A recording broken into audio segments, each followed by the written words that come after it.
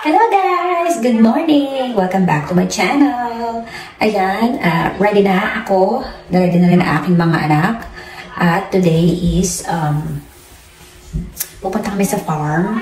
Kasi, meron silang activity doon na lahat ng mga homeschool kids, mga homeschooling kids is, today is para sa kanila. Walang mga outsider kids. Kumbaga, hindi homeschool. So, lahat yung mga bata doon is homeschool. At meron pumpkin patch, corn maze, at saka mag-feeding ng animal. So, excited talaga ang aking mga anak, ilang dalawa. So, ayan. At, ready na kami. We'll see you later pagdating doon.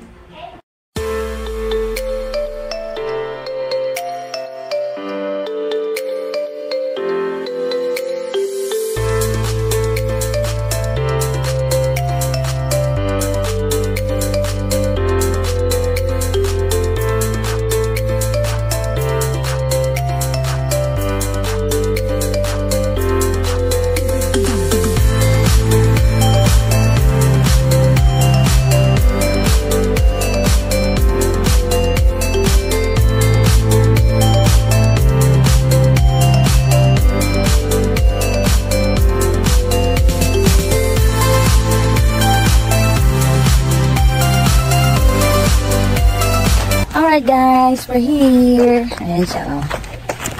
Ayan naman yung dalawa. Yan, good thing guys at maganda ang weather. Yan, mainit pero mahangin naman siya. Ayan, nahirapan lang kami sa pagpapark kasi marami ng nag-park. Oh. Okay. Ayan guys, nandito na kami sa hayride. Ayan, lilibutin namin yung buong farm. Ayan yung mga hails niya. Ayan, ang mga kids, enjoy na enjoy sila. Medyo mainit nga lang kasi yung nasakyan namin na hayride is walang bubong. Yung sa kabila kasi meron bubong. Pero dito kami napunta sa group na to, so kaya walang bubong. Buti na lang papunta doon is yung araw hindi nakatutok sa amin, so medyo malilim-lilim pa. At saka marami siyang mga puno. Ayan yung mga apple dyan. Pwede ka rin mag-pick pero hindi kami nag-pick kasi hindi naman yung kasama sa aming package. So, ayan. Tutor na lang kami. Ayan, medyo hindi siya masyadong mainit pa kasi maraming ang puno. Ayan siya, yung kabuong farm. Hindi ko lang sure kung ilang acre siya, pero sobrang talaga niya, malaki talaga siyang farm na siya. So, ayan, malapit na kami doon sa mga cows. Ayan, nakakita nyo na yung mga cows, guys. Ayan, huminto muna kami dyan kasi yung driver namin, magpapakain siya ng mga cows para makita na rin ng mga kids. Ayan, kahit na medyo iba yung amoy, pero experience na rin nila. Ayan, para makita nila yung totoong cow. Talaga, ayan siya. Smelly daw, sabi niya. Ayan. Ay, isa karang lalaki is, anak na lalaki is, first time niya rin makikita ng cow. Ayan sila, ang dami nila. Ayan. So, after nyan, is babalik na kami doon sa main at para mag-i-start na rin kami nung aming activities.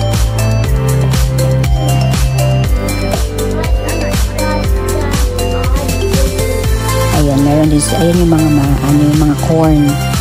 Marami rin pala silang mga tanim na corn dyan. Ayan.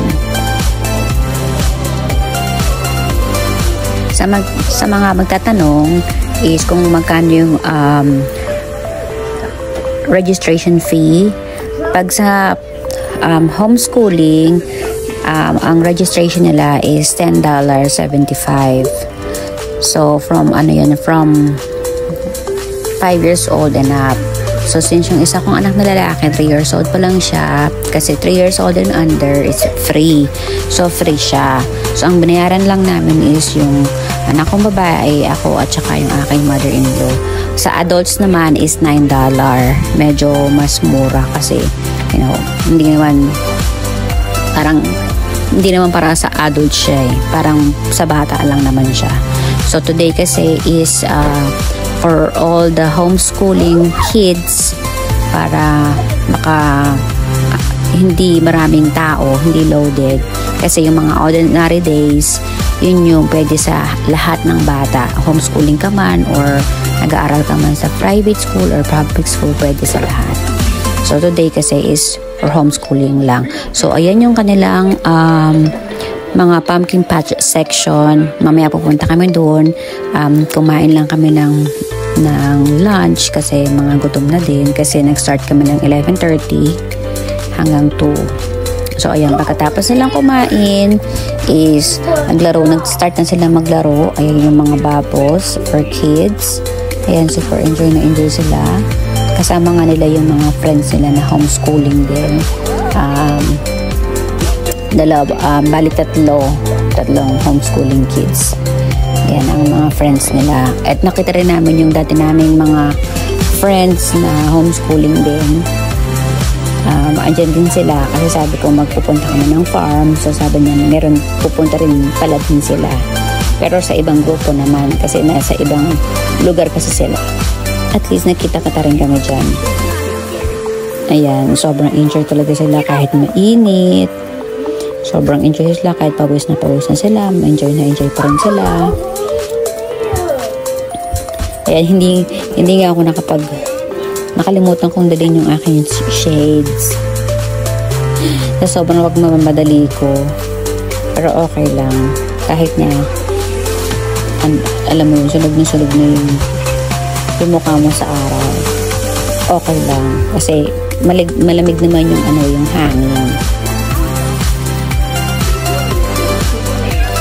So, ayan. So, yan yung part ng playground pa. At yung nakikita niyo doon na gusto nang pumunta ng aking baby girl doon sa malaking giant trampoline. Yan kasi gusto niya yun. First time niya yan na maglalaro siya doon sa giant trampoline. Kaso yung anak kong lalaki naman, natakot naman siya. Natakot siya doon sa nagbabounce. Pero doon sa kabila, yung nakikita niya doon sa may kabila pa, yun hindi siya takot doon. Ewan ko ba, siguro dito natakot siya. First time niya kasi. Kaya ayan, nakaupo lang siya sa gilid. Sabi ko, tinatanong ko siya kung gusto niya pang maglaro. Kung gusto niyang itry. Sabi niya, hindi daw. Ayan siya. Pero later on naman, trinay din naman niya. At sobrang na-enjoy niya talaga. Ayan ang aking baby girl. Tuwang-tuwa siya kasi marami siyang mga nakikilalang kids. Right guys, papakain na kami ng mga animals. Ayan. Yay! You wanna feed it? Yes. Go. Oh my goodness.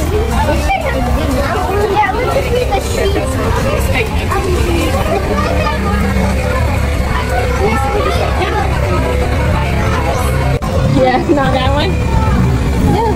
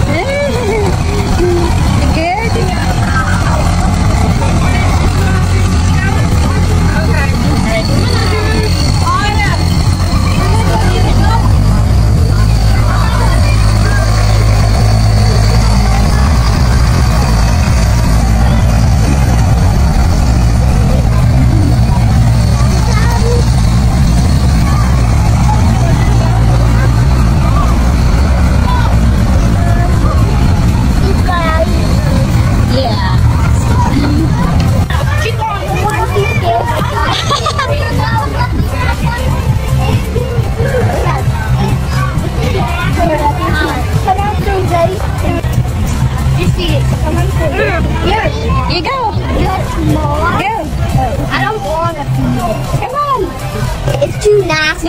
No, this one. With the cup. Give it the cup. Put it on his mouth. There you go. There you go.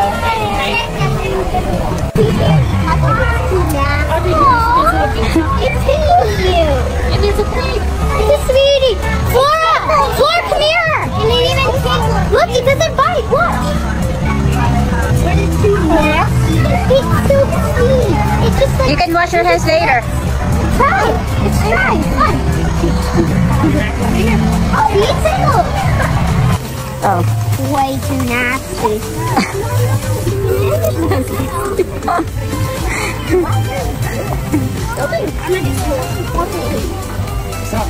Hey, go.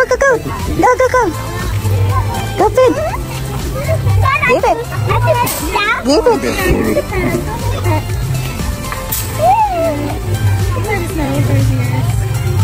Give it.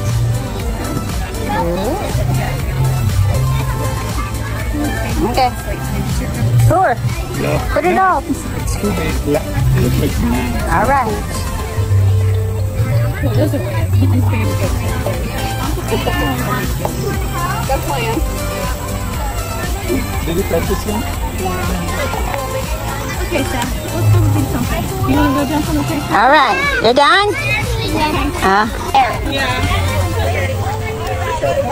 Why don't you go? I'm on him. Ow! Did you get bumped? Nail it down. Butt all dirty. Yeah. All right. No, baby, tell me how bad it is. All right. Asher, get up. So, ayan guys, pagtapos nila magpakain ng mga animals, ayan, dumiretso naman sila sa malaking slide. Ayan, ang aking anak na lalaki is natatakot siya mag-slide. Ewan ko kung bakit, pero hindi masyadong mataas. Ayan, yung isa kong anak na babae is enjoy siyang mag-slide kasama ang kanyang friends. Ayan.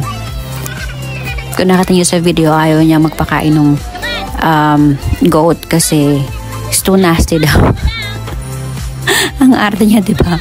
Sabi ko, okay lang, magugas ka lang naman ng kamay. Tapos yung isang ko namang anak na lalaki is akala ko matatakot siya sa chicken, pero hindi naman, enjoy siya magpakain ng chicken. First time na yun makikita ng chicken, namang magpakain ng chicken.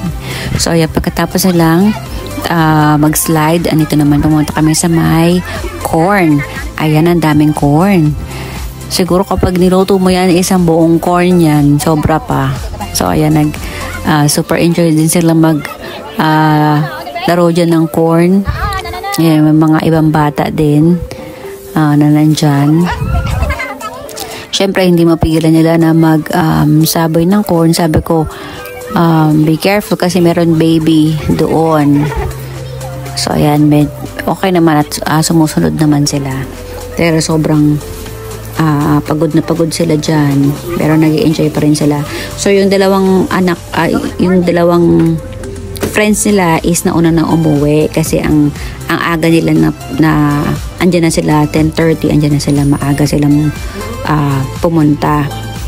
Sabi nila hindi nila tatapusin yung 2 PM. Sabi ko okay, so naiwan pa yun sa naming friends. So andito kami sa may corn maze. Ayan, sobrang enjoy sila mag corn maze dyan. Ayan, gusto pa ng isang anak kong lalaki na pumunta ulit sa corn maze. Sabi ko wag na kasi mag-slide na tayo. Ayan, sobrang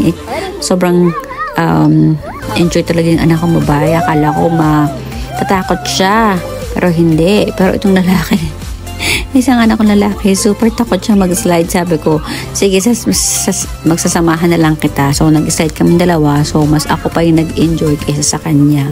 So, yan, nakikita nyo is tuwang-tuwa na siya sa big trampoline. Hindi na siya takot.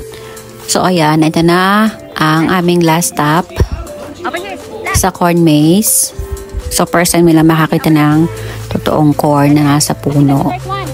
Ayan. Ayan, so, sobrang excited sila dyan. Meron naman guideline kung saan kalilibot. Ayan.